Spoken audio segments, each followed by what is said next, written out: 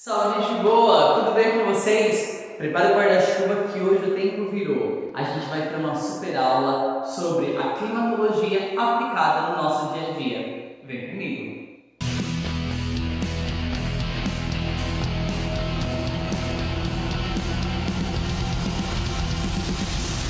Se liga, mano, a X1 boiana. Olha isso. A marca d'água na parede na altura da caixa d'água. 1,80 m tá passando a minha altura.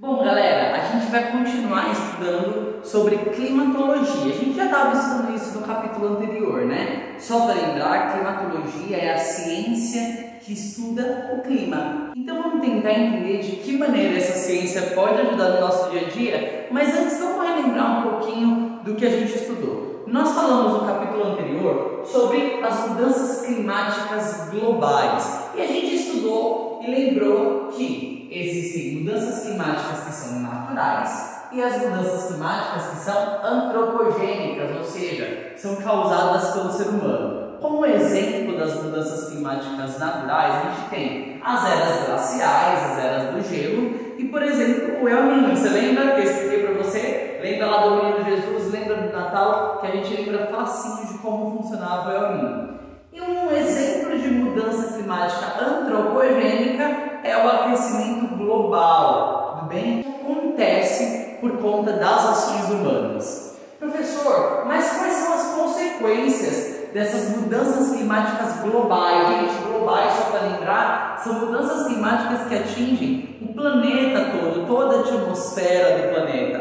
Beleza? A gente tem algumas consequências que vêm tanto das mudanças naturais quanto das mudanças antropogênicas. Um exemplo dessas consequências são os aumentos da temperatura média do planeta, causado diretamente pelo aquecimento global. Além disso, como a temperatura média do planeta aumenta, a gente pode ter o derretimento das calotas polares, com as calotas polares derretendo, o aumento do nível do mar, tudo bem? Um exemplo, por exemplo, é claro, professor, um exemplo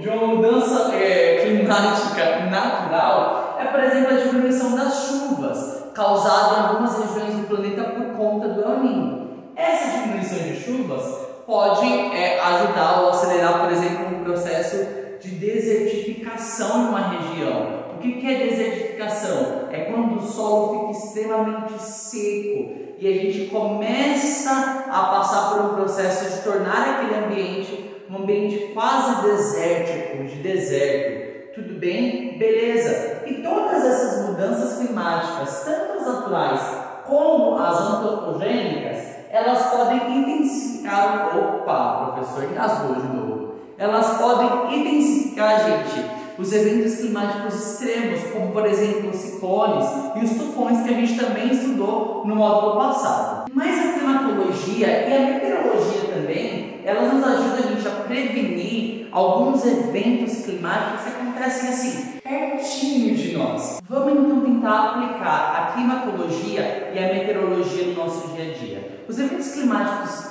próximos de nós, mais conhecidos, são os urbanos e os rurais. E eu tenho certeza que você já ouviu falar de algum deles. Os eventos climáticos urbanos, que são bem conhecidos por nós temos como exemplo as enchentes, que são causadas pelas cheias dos corpos d'água após uma chuva. E professor, por que esses corpos d'água enchem, como por exemplo os rios, os córregos, enchem tanto que não suportam a quantidade de água e acabam provocando enchentes? Gente, os motivos das enchentes são as ações humanas. Por exemplo, a impermeabilização do solo. Quando a gente põe asfalto, né? As nossas ruas têm asfalto. Quando isso acontece, chove, o solo não tem como absorver aquela água e aquela água vai completamente, por exemplo, para as caminhas fluviais, tudo bem? Para os rios, para os córregos.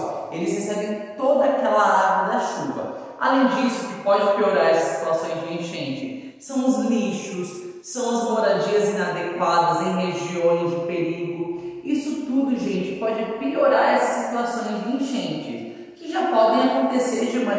natural. Outro exemplo de uma alteração climática de nível urbano são as ilhas de calor. E o que são as ilhas de calor? São alterações climáticas que acontecem dentro de uma cidade, formando em uma única região um pico maior de calor. Isso acontece, gente, nas áreas de maiores aglomerações, que tenham maior circulação de carro, que tem muitos prédios. Tudo isso faz com que a temperatura local aumente e essas regiões absorvem mais calor. Então, quando a gente está numa cidade, por exemplo, pode ser que em algumas regiões esteja mais calor do que em outras regiões, principalmente nas regiões centrais, que é onde a gente encontra todos esses aspectos. Um outro exemplo é a chuva ácida. Professor, mas como que uma chuva ácida acontece? Facinho, gente. Em regiões de muitas indústrias, de muitos carros, acontece geralmente a queima de combustíveis fósseis, como o petróleo, por exemplo. Esses combustíveis, quando lançados na atmosfera, as substâncias deles se misturam e podem formar substâncias ácidas, como por exemplo o ácido sulfúrico, que misturado com a chuva pode fazer com que ela seja corrosiva, destruindo muitas vezes plantações, destruindo outras vezes monumentos que estão nas cidades, justamente porque a acidez na água é muito alta. E um último exemplo de uma alteração climática nas áreas urbanas são as inversões térmicas. Geralmente em épocas frias, principalmente no inverno, a poluição atmosférica ela se mistura com o ar frio. Isso geralmente atrapalha a circulação atmosférica normal e aí pode causar irritação nos olhos, irritação no nariz, problemas respiratórios comuns de regiões muito poluídas.